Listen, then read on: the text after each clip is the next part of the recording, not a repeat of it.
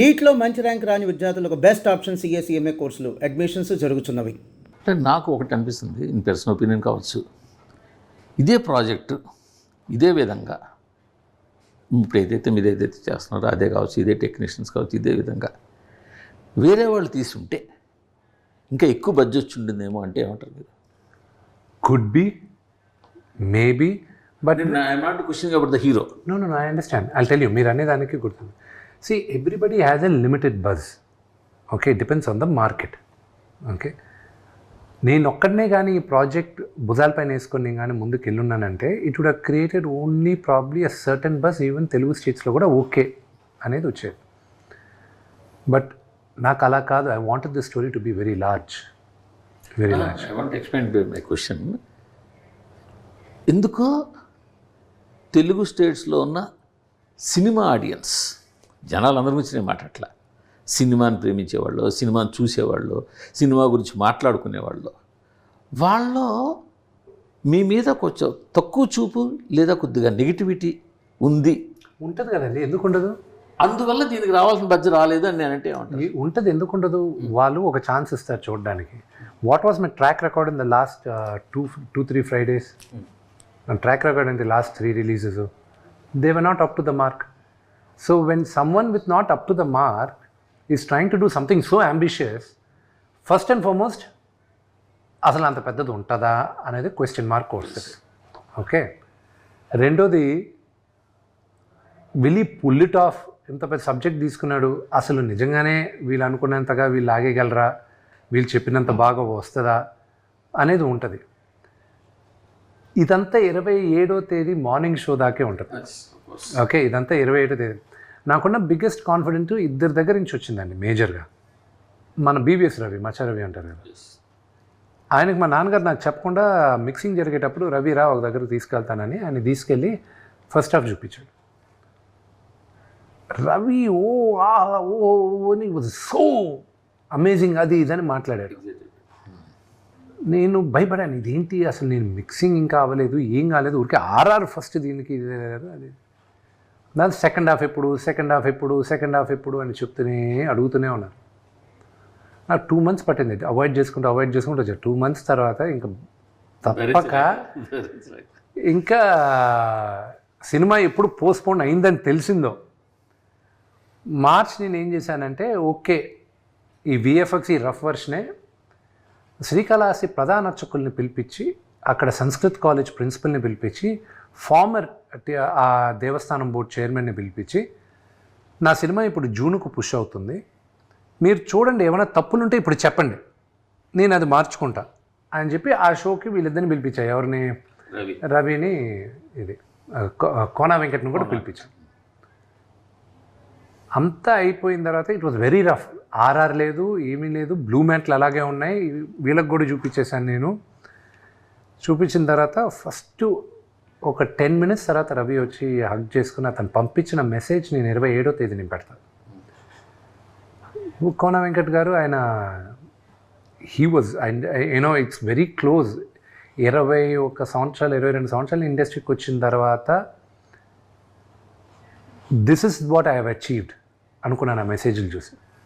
దాని తర్వాత ప్రధాన అర్చకులు అయితే ఒక్క డైలాగ్ మార్చుకో, భక్తి అంటే ఏంటో ఇదే అని చెప్పారు. దెన్ విని వాళ్ళ ఫాదర్కి చూపించాను, మా వైఫ్ వాళ్ళ ఫాదర్ సుధీకర్ గారికి.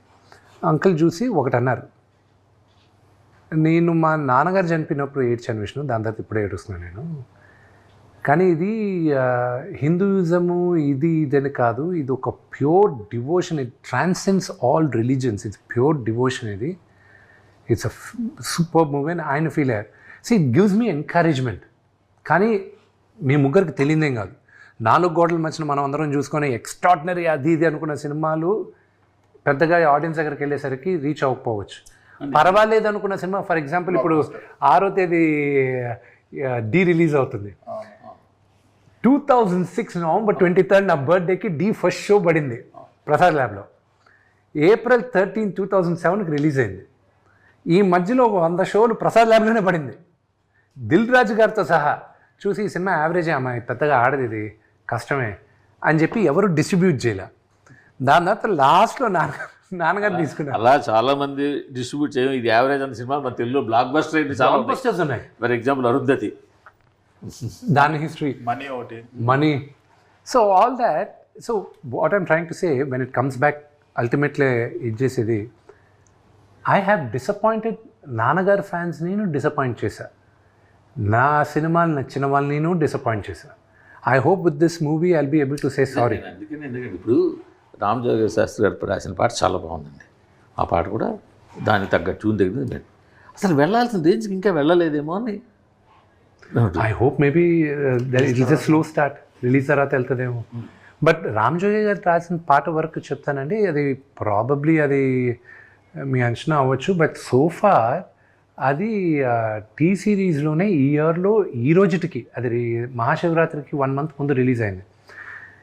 ఈ రోజుటికి ఇట్స్ ద హైయెస్ట్ టీ సిరీస్లో. ఇట్స్ నాట్ మై డేటా, ఇది వాళ్ళది. It's the highest played song ఈ రోజుటికి. అది ఫస్ట్ రిలీజ్ చేసిన 2 వారాలకి శ్రీకాళహస్తి ఆ రోజు మహాశివరాత్రి రోజున అక్కడ రిలీజ్ చేస్తుంది. మొన్న రిలీజ్ అయింది పాటలు, పిల్లల పాట. అది గుడిలో రిలీజ్ అవ్వాల్సింది. అది రిలీజ్ అయిన వెంటనే రిలీజ్ అయ్యేటప్పుడు వీ హ్యాడ్ కాల్ అన్నమాట. They said please do not release it, this is going to high attraction అన్నారు. ఇప్పుడు దాకా రిలీజ్ చేయనిలా మమ్మల్ని. ఇంకా పిల్లల పాట ఒక అసెట్ రిలీజ్ చేయాలనేది ఈ రోజుటికి యాపిల్ ఐట్యూన్స్లో it's in the top 7 trending. Shiva Shiva Shankara. So we were quite happy with it. Of course నేను అమ్మేసి ఉంటే ఆ ఆడియో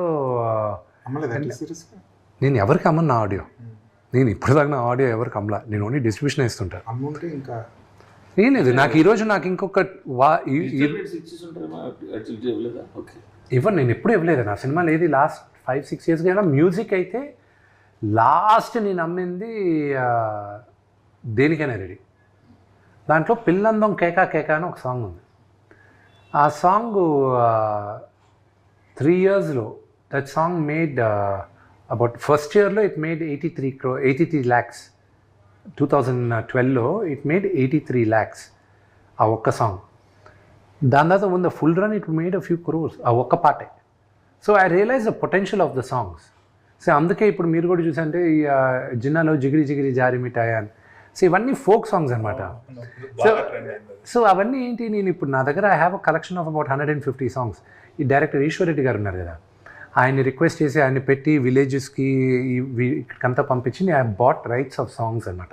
చాలామంది యూనో ఈ విలేజెస్ దగ్గర వాళ్ళ దగ్గర.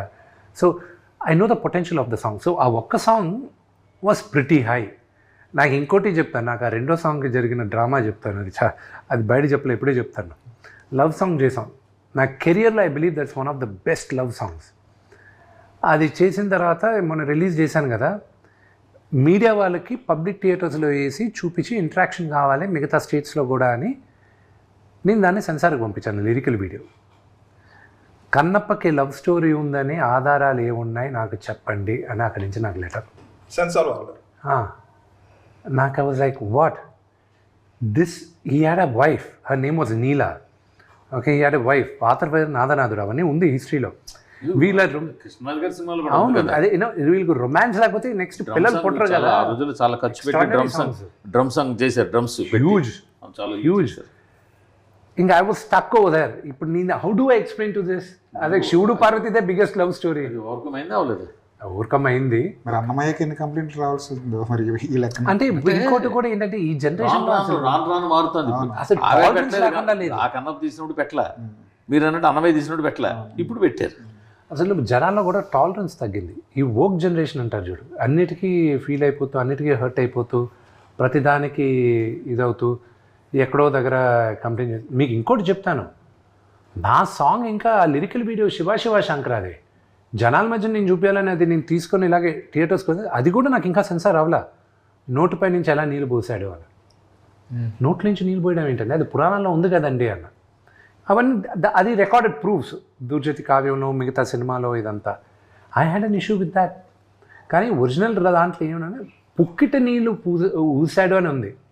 రెండోది ఎంగిలి కూడా ఊసి అభిషేకం చేశాడని ఉంది. సో 2 వర్షన్స్ ఉన్నాయి మనకి.